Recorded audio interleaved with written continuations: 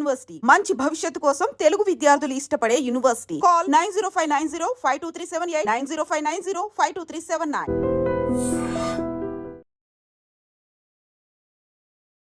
అందరికీ నమస్కారం. Welcome to I dream. నేను మీ ఝాన్సీ. చాలా మందిలో చలికాలంలో వస్తూ ఉంటుంది. చలికాలంలో కాకుండా వేరే సీజన్స్లో కూడా ముక్కులో కండ పెరిగింది అని చెప్తూ ఉంటారు, వంకరగా ఉందని చెప్తుంటారు, పాలిప్స్ అని చెప్తూ ఉంటారు. అసలు మన ఆయుర్వేదంలో దీనికి చికిత్స ఉందా, అసలు ఇది ఏంటి, ఎందుకు వస్తుందో తెలుసుకుందాం.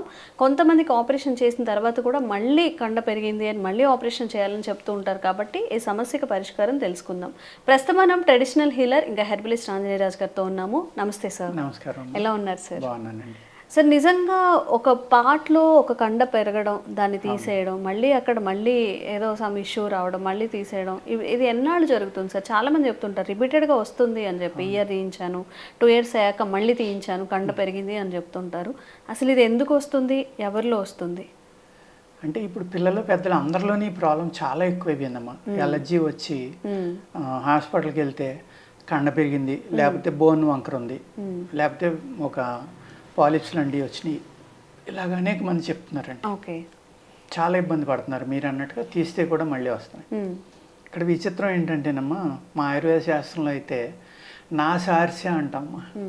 నాసార్సి అంటే అదేంటంటే మూలశంక అంటాం కదా మనం, పైల్స్ అంటాం కదా, ముక్కులో వచ్చి పైల్స్ అమ్మాయి. ఓకే, ముక్కు పైల్స్, ఇవి ముక్కు పైల్స్ అంటాం. ఓకే, అది అని దాన్ని ఏం చేస్తారంటే, పూర్వం ఏం చేసేవారంటేనమ్మా, మన తంటసం అంటాం కదా, తంటసం అంటే ఇలా పట్టుకునేది ఉంటుంది కదా, అది ఫోర్సిప్స్ ఏదో అంటారు.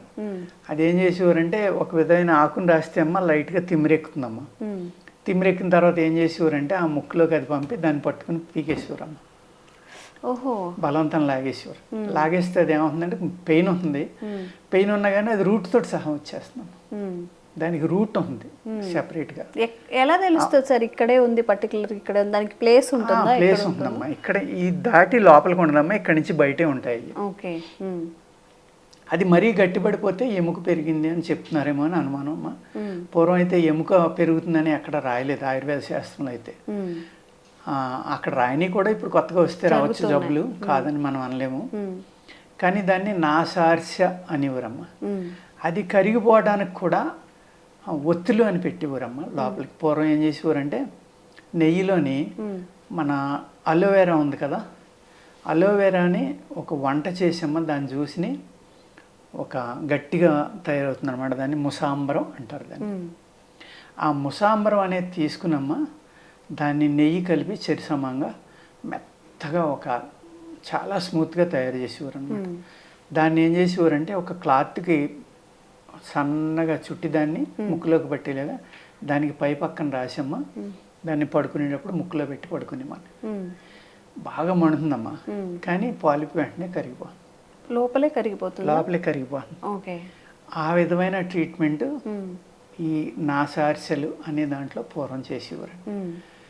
బాగా మండుతుందమ్మా, కాకపోతే మండటం మట్టికి బాగా మండుతుంది, చాలా ఘాటుగా మంటగా అనిపిస్తుందా? కానీ తగ్గడం అనేది చాలా చక్కగా తగ్గుతుంది. అదేవిధంగా మీరు అలోవెరా జ్యూస్ని తీసుకుని అది ఎంత ఉందో చూసుకున్నమ్మా, సేమ్ అదే క్వాంటిటీలో ఆవు నెయ్యి తీసుకుని మీరు రెండూ కలిపి మిక్సీలో బాగా కొట్టిన తర్వాత దానిని సూర్యపుటము అంటామమ్మా. సూర్యుని యొక్క అంటే ఎండలో ఒక 4-5 రోజులు ఉంచేయాలండి. అలా ఉంచేసి ఒక గాజు సీసాలో పోసి మూత తీసి పగలంతా దాంట్లో పెట్టడం, నైట్ మూత వేసి లోపల పెట్టుకోవడం. అలాగే ఈ సమ్మర్లో అయితే ఒక 3 నుంచి 5 రోజులమ్మ.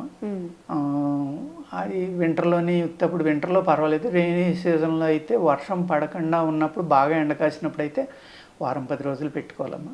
ఓకే, పెట్టుకుంటే దాన్ని డైలీ పడుకునేటప్పుడు ఒక 2-3 చుక్కలు ముక్కులో వేసుకుని కనుక పడుకుంటే ఈ రాని వాళ్ళకి రాకుండా ఉంటాయండి. ఏదైతే ఈ పాలిప్స్ పెరుగుతున్నాయి ముక్కులు అంటున్నారు కదా, అదేవిధంగా ఎలర్జీలు విపరీతం అయిపోయినాయండి ఇప్పుడు. ఎంత ఎలర్జీ అంటే, పిల్లల్ని చూస్తామంటే 100లో 10 నుంచి 20 మంది నోరుతోటే గాలి తీసుకుంటున్నారు, ముక్కుతోటి తీసుకోవట్లేదు. ఆడుకునేటప్పుడు ఆయాసం రావడం, అస్తమానం ఎలర్జీ రావడం, ఈ ఎలర్జీలు క్రానిక్ అయిపోవడం వల్ల కూడా ఈ నాసార్స్యలు అనేవి ఏర్పడే అవకాశం ఉంటుంది. పూర్వకాలంలో చిన్నప్పుడు పిల్లలకి రొంప పట్టిందంటే ఒక నువ్వుల నూనె లేకపోతే కొబ్బరి నూనె లేకపోతే ఆవు నెయ్యి ఇలాగా ఒక 2-3 చుక్కలు వేసేవారమ్మ నైట్ పడుకునేటప్పుడు. చక్కగా ఆ శ్లేష్మం అంతా ఆరిపోయి ఆ జిగురంతా పోయి డ్రై అయిపోయి ముక్కు బ్రహ్మాండంగా శ్వాస తీసుకుని చక్కగా నిద్రపోయేవారు. ఎప్పుడైతే ఈ సిస్టమ్ అంతా మానేసామో మనం, ఒక్కరోజు రొంప పట్టింది, 2 రోజులు 3 రోజులు 4 రోజులకు తగ్గకపోతే అయ్యో న్యూమోనియా వచ్చేస్తుంది, బ్రాంకైటిస్ వచ్చేస్తుంది, లంగ్స్ దెబ్బతింటాయని భయపడిపోయి ఇమీడియట్గా మనం యాంటీబయాటిక్స్ మొదలుపెట్టేయడం, ఇలాగా ఎలర్జీలకి అనేక రకాలైన డ్రాప్స్ మొదలుపెట్టడం, ఇవన్నీ చేసేసరికి బాడీకి రావాల్సిన న్యాచురల్గా రావాల్సిన రెసిస్టెన్స్ అనేది రావట్లేదండి. లంగ్స్కి కానీ ఈ బాడీకి ఆ ఎలర్జీల్ని తగ్గించే బ్యాక్టీరియా అనేది బాడీలో డెవలప్ అవ్వకుండా చేస్తున్నాం.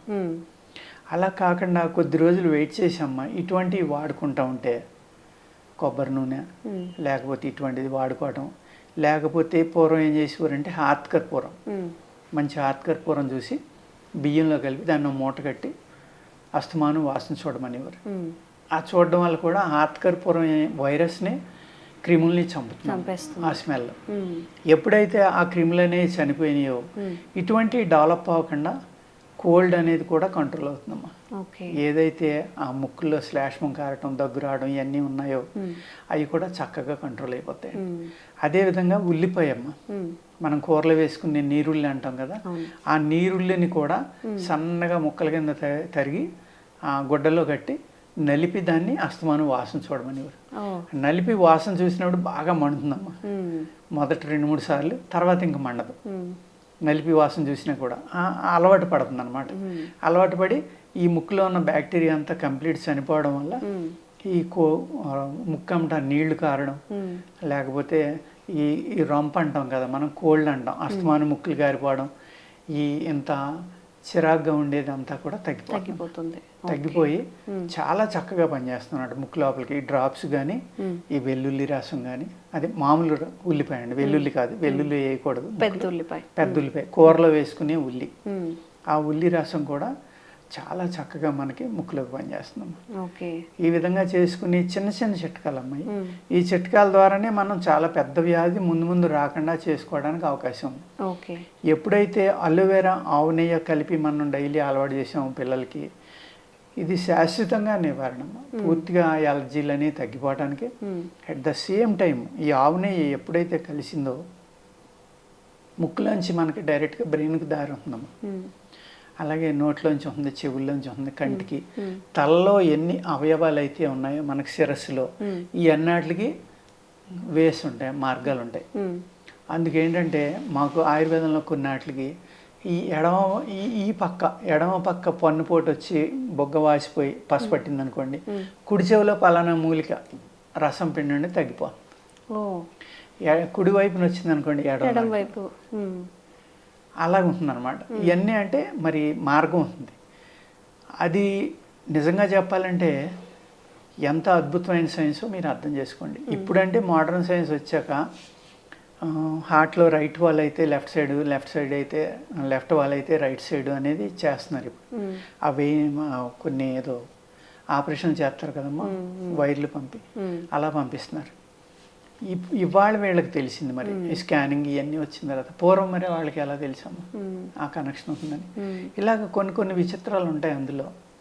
అలాగే ముక్కులోంచి ఈ పాలిప్స్ ఉన్నా, ఇంకోటి ఉన్నా, లేకపోతే బ్రెయిన్లో ప్రాబ్లం ఉన్నా కూడా ముక్కులో పలానా ఆకు పసరు పిండండి, అది బ్రెయిన్లో ఉన్న క్రిములన్నీ బయటకు వచ్చేసి మీకు హెడేక్ తగ్గిపోతుంది, మైగ్రేన్ తగ్గిపోతుంది.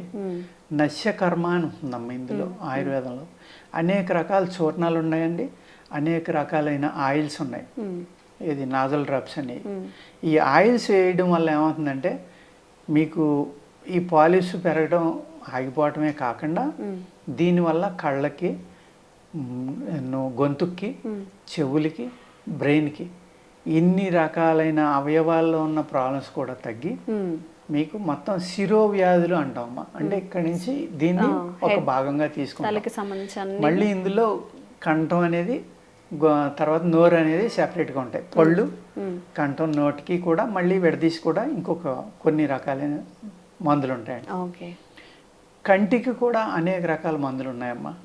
ఇప్పుడు రేచీకటి ఉంది సపోజ్, కొన్ని గ్రంథాలు ఏం రాస్తారంటే తామలపాకు రసం పడుకునేటప్పుడు 1-2 చుక్కలు వేసుకు పడుకోండి, రేచీకటి తగ్గిపోతుందంట.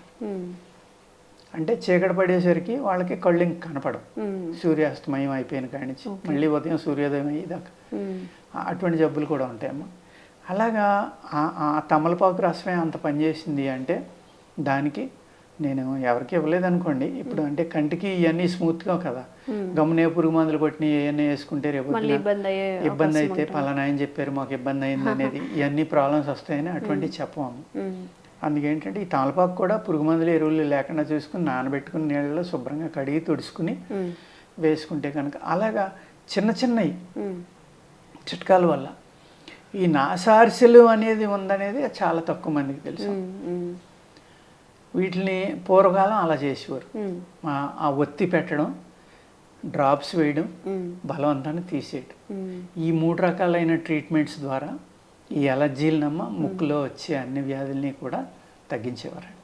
ఓకే సార్, ఒకవేళ చాలా అడ్వాన్స్డ్గా ఉంది, చాలా ఎక్కువగా ఉంది అన్నప్పుడు మనకి ఏదైనా మెడిసిన్ ద్వారా తగ్గించవచ్చా మన ఆయుర్వేదంలో? దానికి ఏమైనా మెడిసిన్స్ ఉన్నాయి? మెడిసిన్స్ కూడా ఉన్నాయమ్మా. అంటే మెయిన్ ఏంటంటే ఇక్కడ లంగ్స్ క్లియర్ అవ్వాలమ్మా. ఓకే, లంగ్స్ మనకి ఎక్కడైతే ఈ శ్వాసనాళాల ముక్కు దగ్గర నుంచి మొదలయ్యి లంగ్స్ దాకా వెళ్ళినాయో ఇవి ఎప్పుడు శుభ్రంగా ఉంచుకోవాలండి. అవి శుభ్రంగా ఉంచుకున్నప్పుడు మనకి ఏమవుతుందంటే ఈ ప్రాబ్లమ్స్ అనేవి రావు. పిల్లలు ఏంటంటే రకరకాల ప్లేసుల్లో ఆడుకోవడం, ఈ ముక్కుల్లో వేళ్ళు పెట్టుకోవడం, ఇలాగా పూర్వకాలం అయితే ఇలా చేసినా కూడా ఎవరికి ఉండేది కదమ్మా. కోల్డ్ అనేది స్టార్ట్ అయితే 8 ఏళ్ళు 7 ఏళ్ళు 10 ఏళ్ళు అలా ముక్కులు కారి వాళ్ళు కూడా ఉండేవారు. వాళ్ళు తుడిసి అంతా పుండి పడిపోయేది, అంతా నల్లబడిపోయేది. అయినా కూడా అప్పట్లో మందులు ఉండి కదా, ఏముండి కదా, వేస్తే పడుకునేప్పుడు వాడు నిద్ర పట్టడం కోసమని 2 కొబ్బరి నూనె చుక్కలు, 2 ఆవు నెయ్యి, 1 నువ్వుల నూనె వేసేవారు, తగ్గిపోయేది. కొంతమంది జాంకాయ తిని తగ్గిపోతుందని వారు, లేకపోతే కొంచెం నిమ్మకాయ, వీడికి విటమిన్ సి తక్కువ ఉందేమో, ఏదైనా కానీ న్యాచురల్ గా ఉండే వాటిని ట్రై చేసేవాళ్ళు. తగ్గుతుంది కదా అని. ఇప్పుడు ఏంటమ్మా అసలు ఒక 4 రోజులు ఉండేటోడికి భయపడిపోతున్నాం అందరం. భయపడిపోయే వాళ్ళని ఇమీడియట్గా యాంటీబయాటిక్స్ వాడేయడం, ఇవన్నీ వాడేయడం. అంటే శరీరాలు సున్నితం అయిపోయటం వల్ల, రెసిస్టెన్స్ పవర్ తగ్గడం వల్ల నిజంగా అలాంటి ప్రాబ్లమ్స్ కూడా పిల్లలకు వస్తున్నాయి, అవకాశాలు కూడా ఉంటున్నాయి. తీసుకోలేం కదమ్మా అది. ఓకే సార్, ఇదండి కంప్లీట్ నాలెడ్జ్ అబౌట్ ఏమంటారు సార్, పాలిప్స్ కానీ ముక్కు కండ పెరగడం ఇవన్నీ కూడా.